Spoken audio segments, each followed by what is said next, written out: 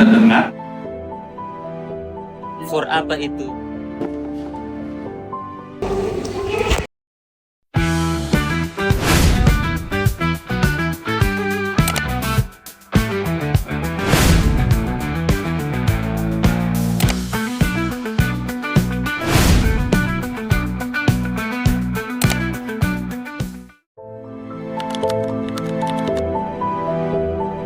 Selama masa kolonialisme Belanda di Indonesia, orang Indonesia diharuskan untuk berkomunikasi dalam bahasa kolonial Belanda dengan membuat setiap institusi pendidikan, pemerintah, dan komunikasi formal dilakukan dalam bahasa Belanda. Kota Manado adalah kota Indonesia Timur yang dibangun oleh Belanda dan menjadi salah satu wilayah yang dikuasai oleh Belanda. Akibat dari kolonialisasi yang panjang di Sulawesi Utara, membuat bahasa Manado menjadi bahasa yang bervariasi karena dipengaruhi secara signifikan oleh bahasa asing, khususnya bahasa Belanda. Dampak yang masih dirasakan oleh masyarakat dari aktivitas kolonial Belanda adalah penggunaan kata-kata dalam kehidupan sehari-hari. Contohnya, lat yaitu terlambat, pom yaitu tangan, mar yaitu tapi, dan juga kenop yaitu kanji. Halo teman-teman. Hari ini kita mau mencari beberapa narasumber untuk menanyakan dampak kolonialisme terhadap masyarakat Sulawesi Utara. Nah teman-teman, kami sudah berada di depan ruangan Bapak Deo nih. Ayo kita masuk.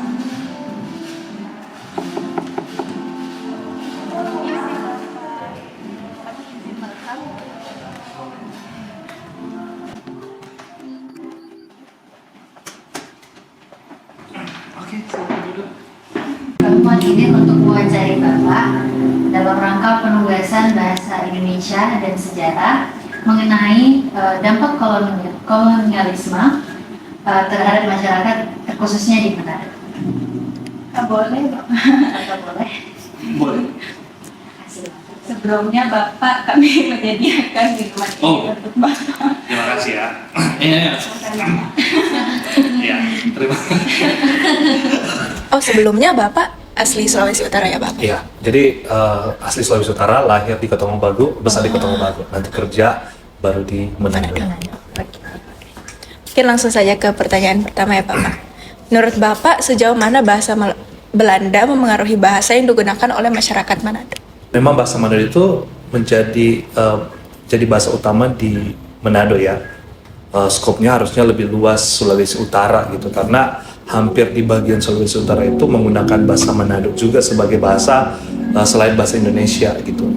Dan keseharian yang di dalam bahasa Manado itu sudah ada bahasa-bahasa serapan dari bahasa Belanda, kata-kata serapan, nenek, for, leper, forok gitu kan.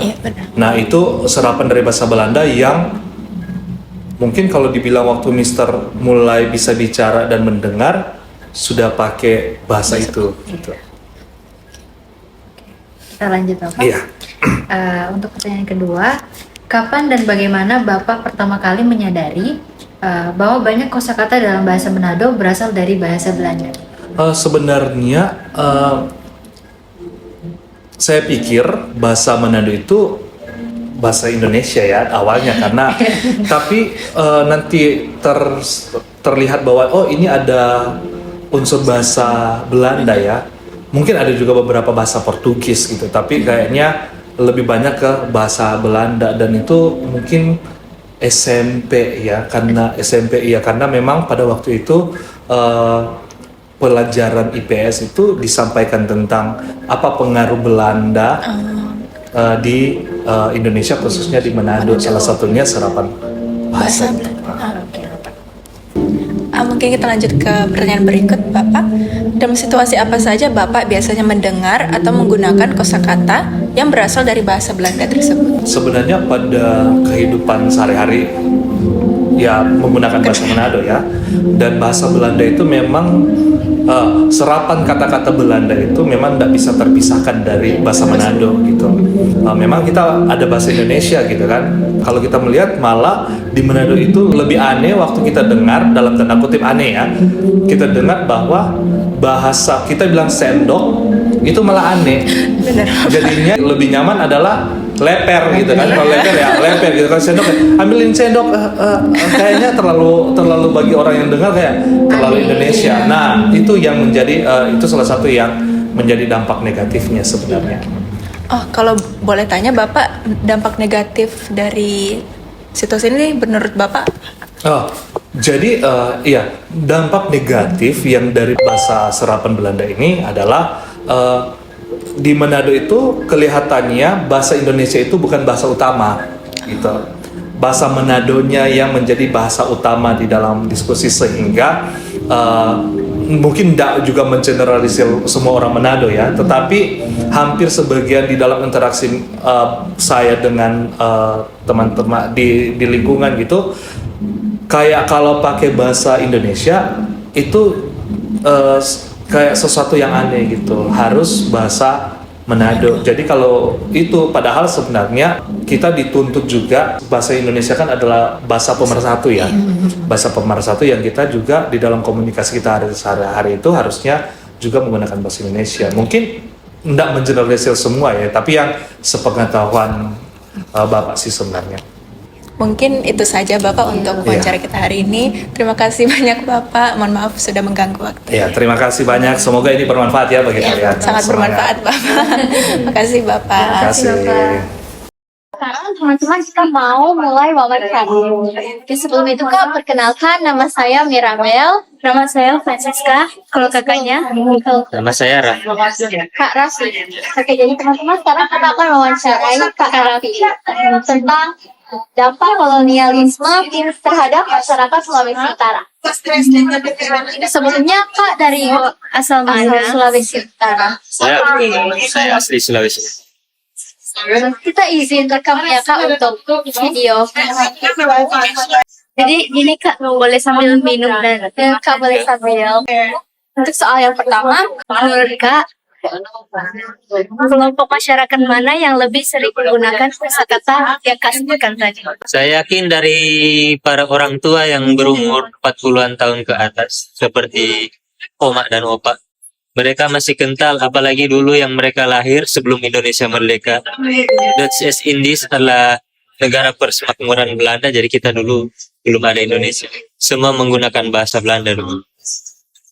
Jadi untuk soal yang selanjutnya Kak, menurut Kakak mengapa bahasa Belanda dapat begitu kuat memengaruhi bahasa di Sulawesi Utara ini, terkhususnya Manado? Dulu saat Belanda datang, mereka datang ratusan tahun yang lalu ke Manado. Sekarang yang kita ingat mereka adalah penjajahan. Nah, saat mereka menguasai daerah-daerah di Indonesia, mereka lebih sering menggunakan bahasa mereka, apalagi dalam sistem pendidikan.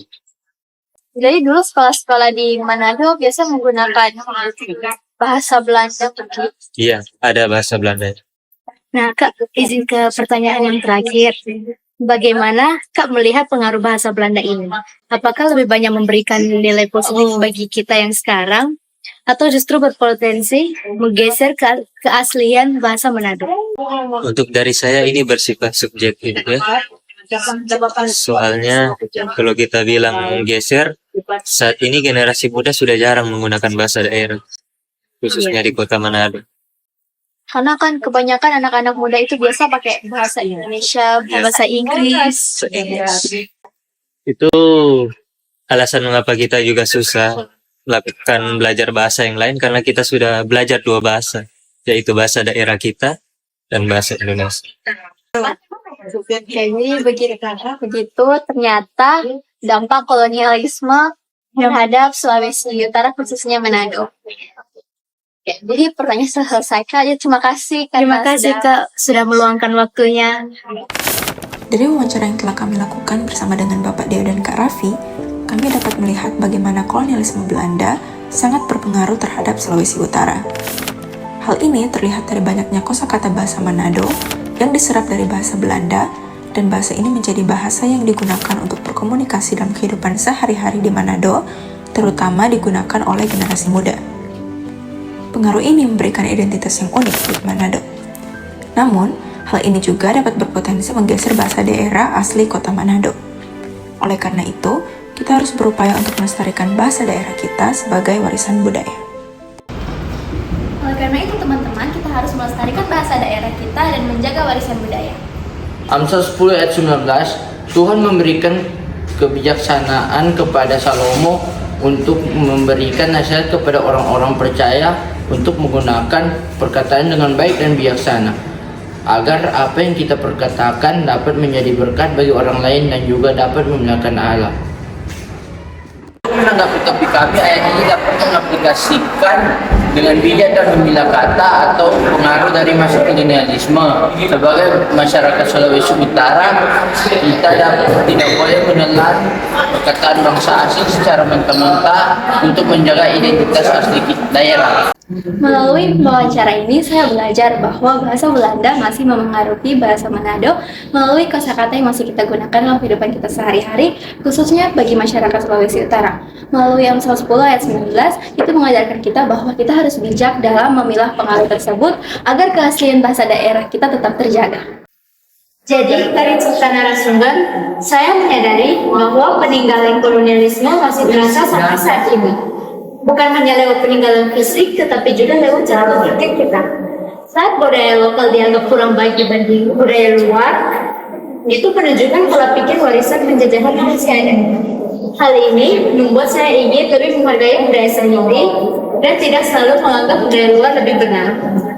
Setelah saya mendengar pendapat dari setiap narasumber yang akan bertanya, saya sadar bahwa kolonialisasi itu sangat berpengaruh bagi budaya hingga bangsa. Nah, salah satu jejak yang masih kita rasakan hingga saat ini dari kolonialisasi Belanda adalah bahasa yang diserap dari bahasa Belanda yang masih kita pakai dalam kehidupan kita sehari-hari. Nah, hal ini dapat menjadi pengingat bagi generasi muda untuk terus menjaga dan melestarikan bahasa agar bahasa ini tidak ditelan oleh Setelah mendengar pengalaman dibagikan oleh narasumber, saya menyadari bahwa bahasa menjadi salah satu hal yang paling dipengaruhi oleh kolonialisme Belanda. Akibat terjadinya kolonialisme, banyak kosakata asing masuk dalam bahasa sehari-hari kami sebagai masyarakat Sulawesi Utara. Bahasa kolonial telah melekat dan menjadi bagian dari identitas linguistik. Ini telah membuat saya menyadari untuk lebih menghargai sejarah dengan mengenal dan mempelajari asal-usul budaya daerah, khususnya bahasa dalam konteks ini. Ini dapat menjadi bentuk kepedulian dan cinta kita terhadap tanah air, leluhur, dan budaya kita. Setelah mendengar pengalaman dari narasumber, saya menyadari bahwa kolonialisme di Sulawesi Utara itu membawa dampak positif seperti pembangunan infrastruktur, pengenalan pendidikan, dan penyebaran agama Kristen. Namun lebih banyak menimbulkan penderitaan melalui monopoli perdagangan, kerja paksa, dan diskriminasi sosial. Refleksi dari masa kolonialisme ini mengingatkan kita untuk menghargai perjuangan leluhur, menyaring warisan kolonial secara bijak, dan membangun masa depan dengan tetap berpegang pada jati diri serta kemandirian bangsa. Sekian dari video kami, sekiranya apa yang kami berikan untuk kalian dapat bermanfaat bagi kita semua. Terima kasih.